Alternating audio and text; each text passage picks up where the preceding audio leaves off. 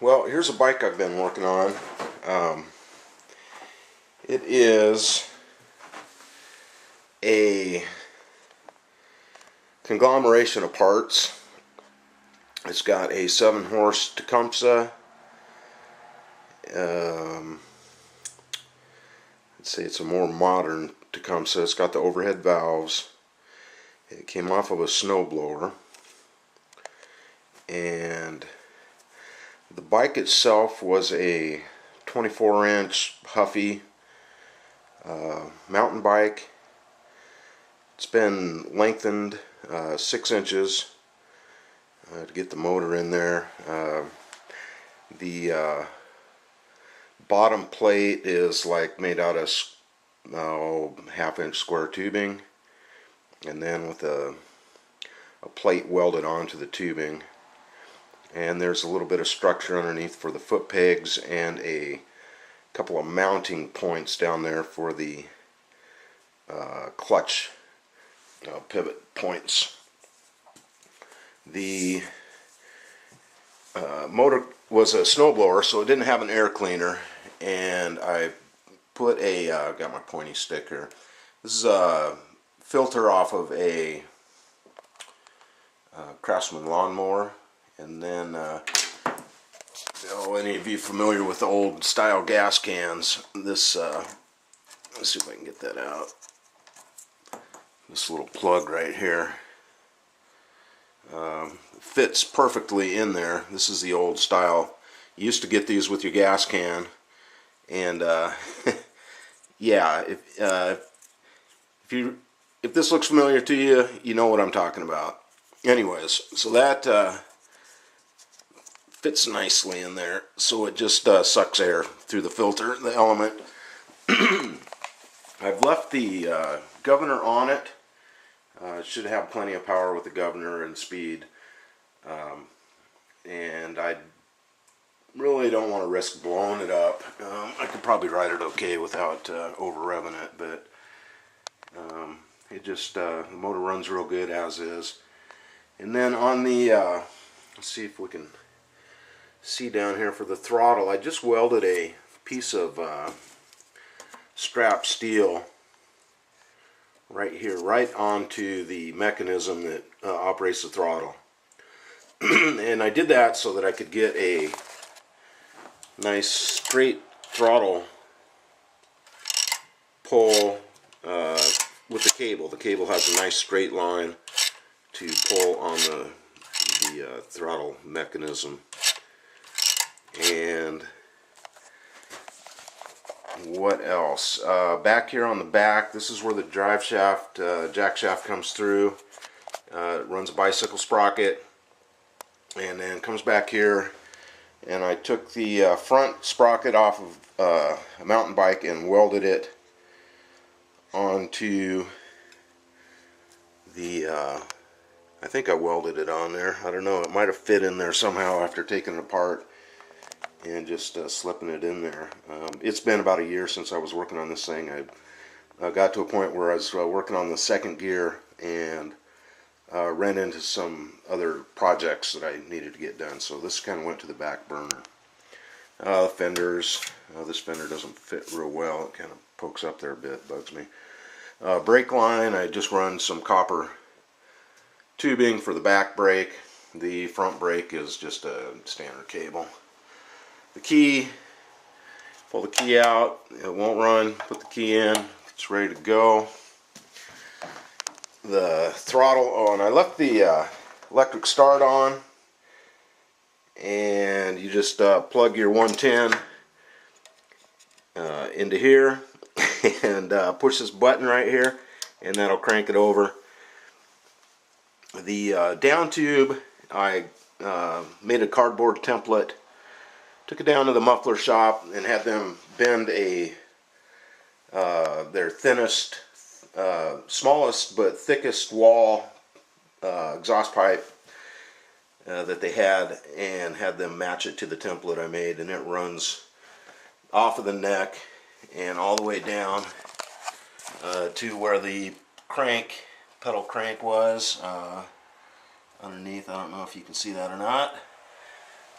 What else? The pole starter, I need to rotate that back one bolt so that when you go to start it, you're pulling back. You can be sitting on it. Right now you have to be standing right beside it and kind of pull forward and knock into the handlebars sometimes.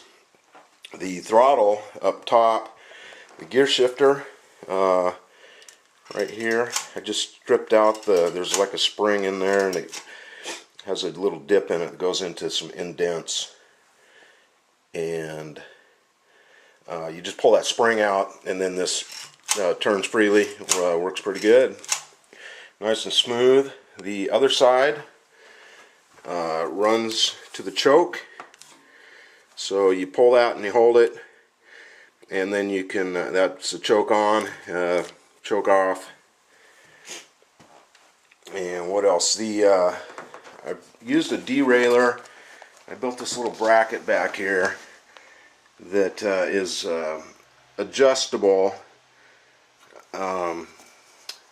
in and out a little bit, just so I could catch the chain perfectly, and tighten it down, and it's been seems to work all right. Haven't had any issues with that. This side, let's see, we got that's the drain for the oil. This stuff right here was out of Home Depot, out of the RV section. It's like a drain tube. It's some really durable nylon type stuff. It's a little long right now. I'll probably end up cutting it off after I ride it a bit and see how short that I can make it. I'm sure I can take a couple inches off of there. You know, it's just a piece of pipe here, and then to cap it off is a cap for like black pipe or galvanized pipe.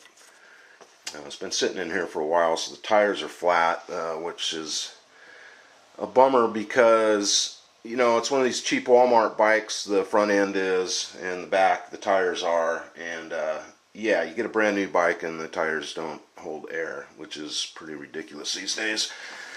Back in the day, you could find an old inner tube, put it in your tire, and you'd never have a flat.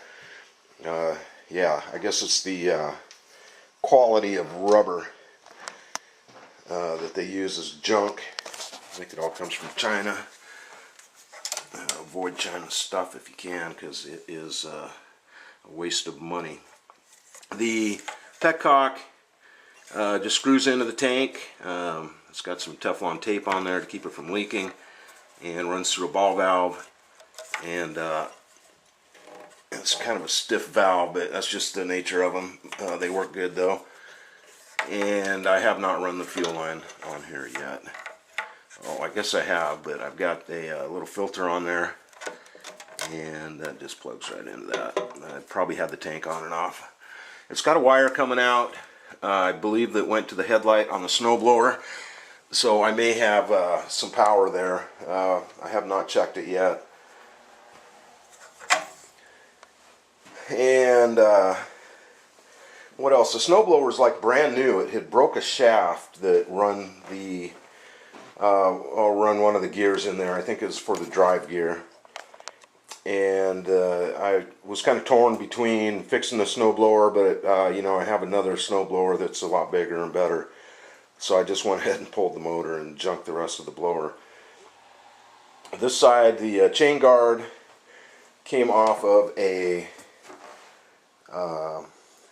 weed eater. It was a shaft like an electric weed eater. It's pretty durable plastic. The weed eater was junk, so I just took the shaft and I hollowed out, or I cut out a slot in here, and it surrounds the chain completely. If this was to break, it should contain it pretty good, keep it off of my leg. It's got a stock exhaust. It's in a bad spot.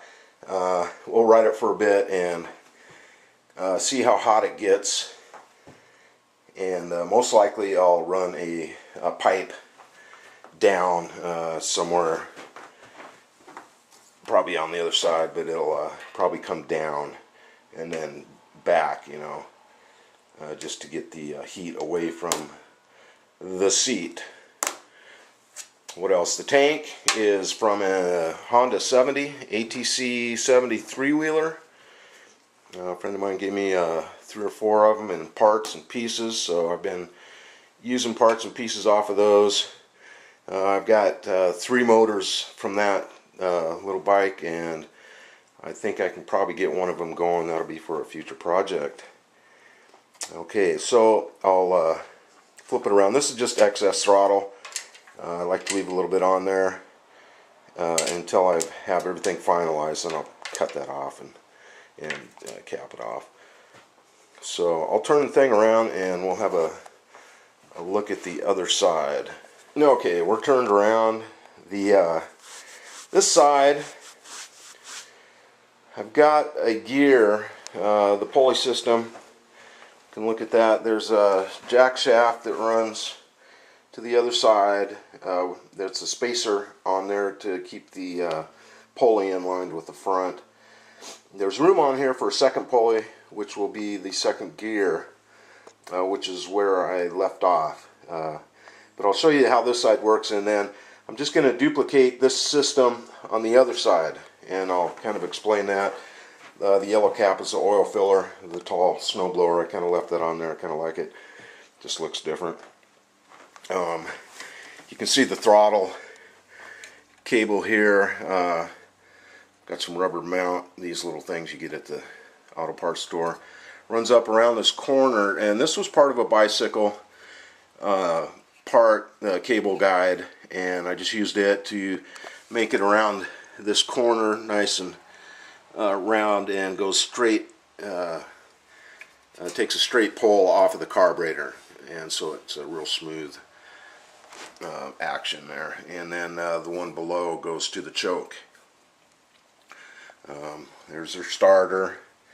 The way that this is meant to work is you get on and you just push down on this pedal, which pivots off of this mount off the mounting for the foot pegs down there, and on the other side I'll use that spot too. And these are just some of these Heim joints or whatever. I'm not sure exactly what they're called, but you see them in steering mechanisms. The spring is just kind of temporary, just to get the feel of how it's working.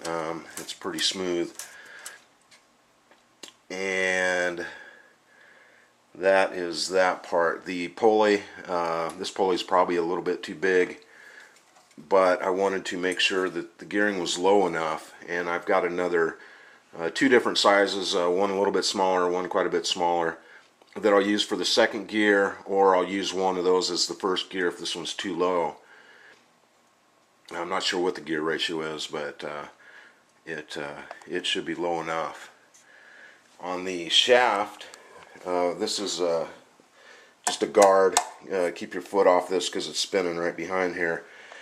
Just made a bracket that runs up over in here to grab the top part, and then it comes back over here and mounts to the motor, and that'll keep your foot out of the spinning pulley. What else?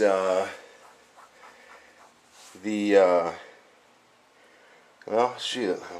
Okay, yeah. See, I started collecting a bunch of bicycle parts pieces, and one of them was had these little units on there for the lights. It's got a magnet here and then one down here, and as it spins around, it makes the light flash. It's got one on front, one on back. Those are pretty cool. They work pretty well. And the tank is painted 2 different colors. It's just Krylon, just to get an idea of a color scheme that I wanted to go with. And that's it's an old Honda design, both sides, and I think I'm going to go with this side here. I still might go with this more silver, and then the insert being black. Still not decided. I like the look of both sides. And like I say, the exhaust is going to have to come off and be changed. The snowblower has a long shaft that comes out of the off of the motor, and it had two different pulleys here. They're both the same size, but it's long enough to have two pulleys on here. I took one of them off just to get this lined up, and what I'll do is I'll have a second pulley here that will run to a second gear, and they're going to be pretty close together, but that's okay. The snowblower had them right next to each other, so it should work. And what I'll do is I'll put a pedal on the other side, just like this, that will run somewhere across here to engage another one of these idler wheels that will push into the belt, and that's your clutch basically.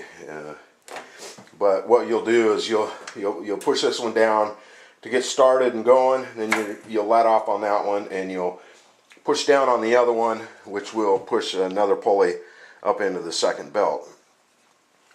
That's the idea. And anyways, I think that's pretty much everything on this kickstand. The fenders, it's got brakes front and rear, amazingly, and this is a lot of fun to build. The tank mount is just a piece of pipe in here that runs across with a couple of rubber bushings inside the original tank mount, and it just slides on, and then you bolt it right here, and that's what holds it on. Well, it's pretty easy to pull off. You just pull this nut and it pulls right off. But yeah, that's it. I'll get another video when I get it operational. I think what I'll do is I'm going to run it first with just this pulley on it, and make sure that that's the low first gear that I want. It needs to be able to go up hills, and then I'll add on the second pulley, or change this one to a little bit smaller one, depending on how low geared this is. And 7 horsepower, yeah, should get down the road pretty good.